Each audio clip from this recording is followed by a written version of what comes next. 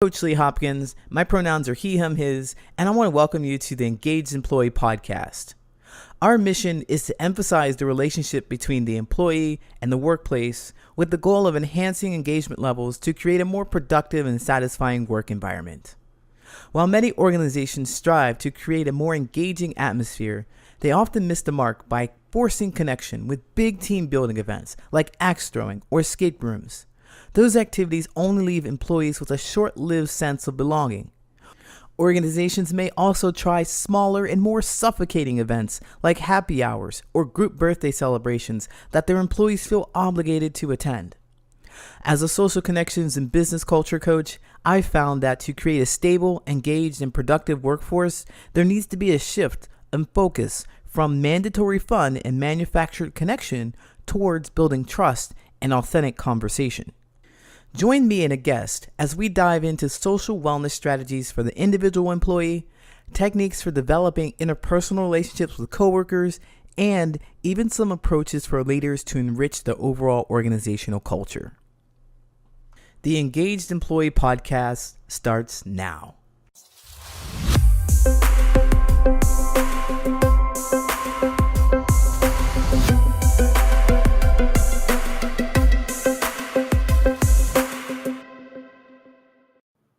Welcome to the Engaged Employee Podcast. My name is Coach Lee, and my guest today is Jacqueline C. Ross. Jacqueline, better known as Coach Jackie, is an IFC certified career development and mental fitness coach, a professional speaker and presenter, and the author of Manage Up, the ultimate guide to managing your manager. Coach Jackie works with leaders who want to ditch their fears and self-doubts, elevate confidence, and take fierce action towards achieving their desired career goals. Using her mental fitness training, she works with her clients on the root causes that sabotage their desired outcomes. Our conversation will be focused on the wellness for the company culture at large. Coach Jackie, welcome to the Engaged Employee Podcast. Hi, Coach Lee. Thank you so much for having me. I'm so delighted to have you here. Coach Jackie, it is a fabulous time. We're going to have a fabulous time chatting here because you talk about mental wellness, mental fitness. And I think that's very, very important. So I'd love to know, and my audience sure would love to know too, how did you get into this? What is it that you exactly do for others? I love that. So I started out in the world of behavioral and mental health. I actually worked with youth who had emotional and behavioral challenges, who were involved in the courts. And so, working in that realm for a good 10 years of my professional career, I then brought that background into the world of human resources. And I didn't realize it at the time, but that intersection between behavioral health and the workforce was a brilliant marriage. Mm. I really think it sensitized me to understanding how to work with the workforce. So that was really my entry into coaching because working in HR, I really recognized that what I was truly doing was I was coaching the workforce on how to navigate relationships, how to navigate workplace challenges, how to figure out what was next, etc. I I had to write this stuff down because there's so many competing thoughts in here. When you said behavioral health and workforce, I immediately thought of my own experiences and how sometimes I was a terrible employee. I'm terrible. I'm sorry, people out there, but I was, and that's why we have you. You nailed it right on the head when you said that this is a really brilliant place to be in the HR space because everybody is in this corporate space or this job because they're trying to make money. They've grown up a certain way, they've had different beliefs and ideas, and you just put them all together and then you expect them to get along, and it doesn't work, does it? No, not No. always. Yeah. So you help employees and you help organizations with this. What is it that you do for organizations? So, having worked with teams and leading teams, really looking at culture. Culture is huge, and we use that word pretty easily today. But when I think about culture, it's about what do folks experience? What's their experience being within that community? And so a lot of the work that I do is to help to build community, to create a sense of belonging, to look at what are the values that this group really, is focused on, striving towards, and how do we embody those values and live them every day. So that's one part of the work. I also help organizations look at how folks can become more mentally fit because we live in a world that stress is really high, overwhelm and burnout are at all time rates. I do facilitate a program. Through the organization called Positive Intelligence, that I facilitate with teams, which not only helps them in terms of their productivity at work, but it helps really with their connections and relationships, both in and out of work, as well as their overall sense of health and well being. I also do provide coaching, professional coaching to executives and leaders and folks who really just want to fine tune and upskill themselves in terms of their professional development. So you use this word mentally fit. Mentally fit. I know what a fit person, I guess. I mean, it's probably deceiving. You see a person who's fit, they're a person we imagine they have like 2% body fat and they can run mile in so many minutes and so forth, but maybe they're not fit on the inside. So I'm curious to know, what does mental fitness look like? What are those signals or those signs, or what do the mentally fit people do?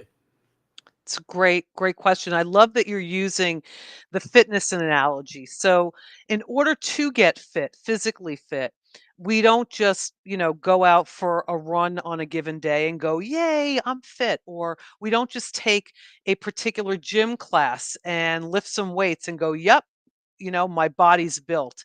It's those small steps that we take every single day that increases our physical fitness.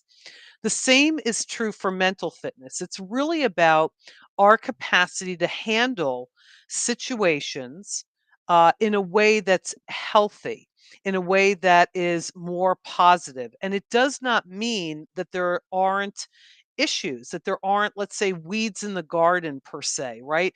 There's stress, stressful situations and circumstances that we're going to be met with for the rest of our living lives. The question is, how are we able to handle them so that they don't take us so off course or derail us so that it impacts our relationships, our working life, our livelihood, all of those things in such a detrimental way. It's how do we find coping skills to manage them in healthier and more productive ways. So I hope that helps to answer your question. Yes, it does. It helps us to understand a bit more about, certainly it's not something that happens overnight. People are simply like, I want to lose 10 pounds and I want it to happen yesterday. Well, there are things that you need to do in order to get to that, and also be realistic about the time that you're going to spend in. So the food that you eat, the exercise that you do is going to contribute to this goal of their wellness. And so, one of the questions that I do have is, is there one thing that you could share with the organization to kind of get them started on this? So, I know that if I want to lose weight, or if I want to be healthier or fit, one thing I need to do, the best thing I need to do, is not exercise like a lot of people say, but it's watching that food intake. And I'll bet people kind of get mixed up about what to do to be mentally well. If you could share one thing with us that helps us understand, what can I do? What can an organization do to start this mental wellness journey? I love that. So, one is understanding mental health and our mental fitness is one of the top priorities that organizations have today. I think that SHRM identified this in an article in January that mental health is a top priority for organizations for 2024. So, one, recognizing that folks are bringing their whole person to work, and what are they doing to promote mental health and wellness within the workplace? Well, certainly resources are, making resources available. There is a program that I facilitate that I can speak to organizations about. And it's really the step would be to actually reach out and make that connection to talk further about what would this program entail in order to be able to offer that and enroll that for their workforce. And the reason why it's important to think about that is because when people show up in the workplace, depending upon how mentally fit that they are, will also gauge their level of productivity.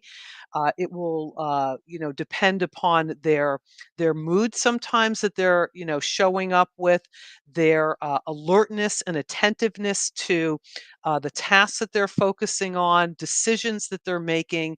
So recognizing that as an organization, that it's incumbent upon leaders to really look at what can we offer our workforce in order to help them develop strategies and tools. So, certainly tapping in and accessing information about what things are available to the workforce that an organization can provide and offer. Now, I hear that retreats are one of the great things that people can do or organizations can do to get everybody kind of level set, right?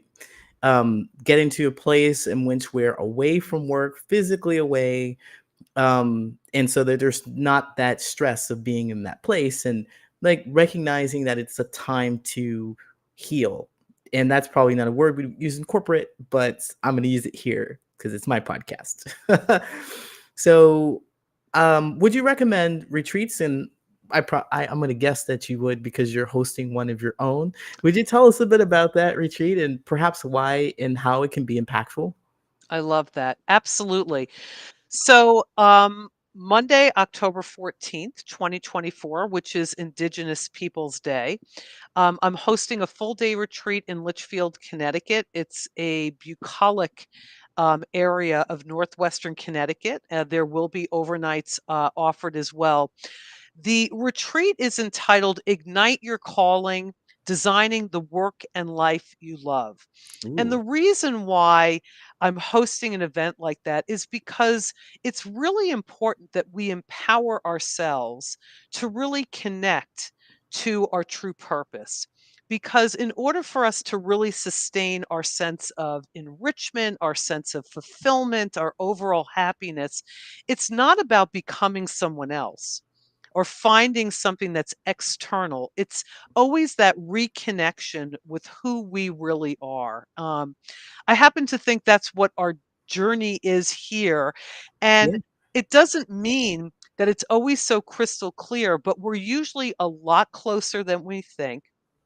And the other piece of it is not only the awareness piece and reconnecting to self, but it's also that ability to then close the gap between what we know we're here to do and actually doing it, executing on it.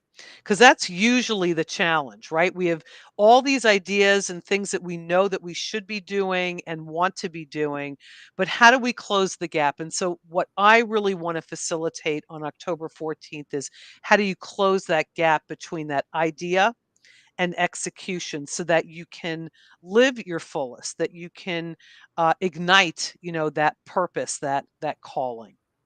I really enjoy the concept of closing the gap between idea and execution because, oh my goodness, squirrel brain, ADHD is all over the place, and it could just feel like a whirlwind of ideas. Do you ever see those cash machines um, like with the wind blowing, and you have to kind of grab the dollars, and it Oh, could yeah. In feel those like that. tubes. Yes, in the Yeah. tubes, and it's could feel like that. And you know it's money, you know it's good, but you just can't get it. You can't get it to spend it, to execute, to take that action upon it.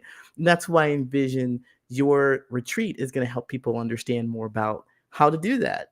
There's a trick to it. And We can make it happen. You can make it happen. Coach Jackie, it has been fantastic talking to you, learning more about mental wellness, mental fitness. And I wonder, and so do my guests, wonder where can they find you? Well, they can go to coachjackieross.com. That's my website. You can check me out on LinkedIn. It's under Jacqueline C. Ross.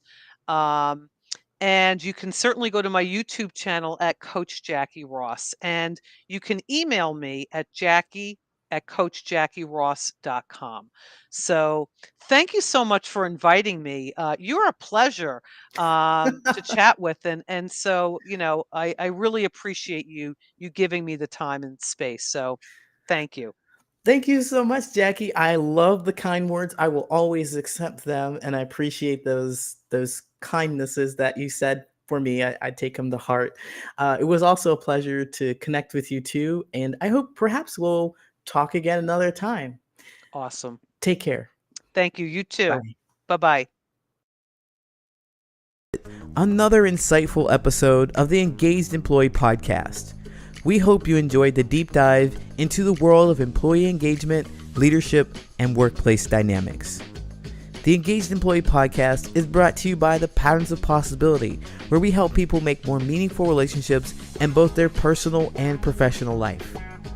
Before we wrap up, we want to extend our heartfelt gratitude to our incredible guests and, of course, our loyal listeners. Your support keeps us motivated to bring you valuable content each week. If you found today's discussion thought-provoking and want to learn more about how we can help you or your organization make more meaningful relationships, go to patternsofpossibility.com and book a friendly conversation with me. Or you can email me your questions at patternsofpossibility@gmail.com. Stay connected with us and engage with fellow listeners by following the Patterns of Possibility on LinkedIn. You can also catch us on YouTube. Don't forget to hit that subscribe button and ring that notification bell to stay in the loop. And if you prefer the audio version, make sure to subscribe on Apple Podcasts, Spotify, or wherever you get your podcasts. Your support means the world to us, and by subscribing, you'll never miss an episode. Thank you for being a part of our journey to create workplaces where passion meets productivity. Until next time, I'm Coach Lee. Stay engaged, stay inspired.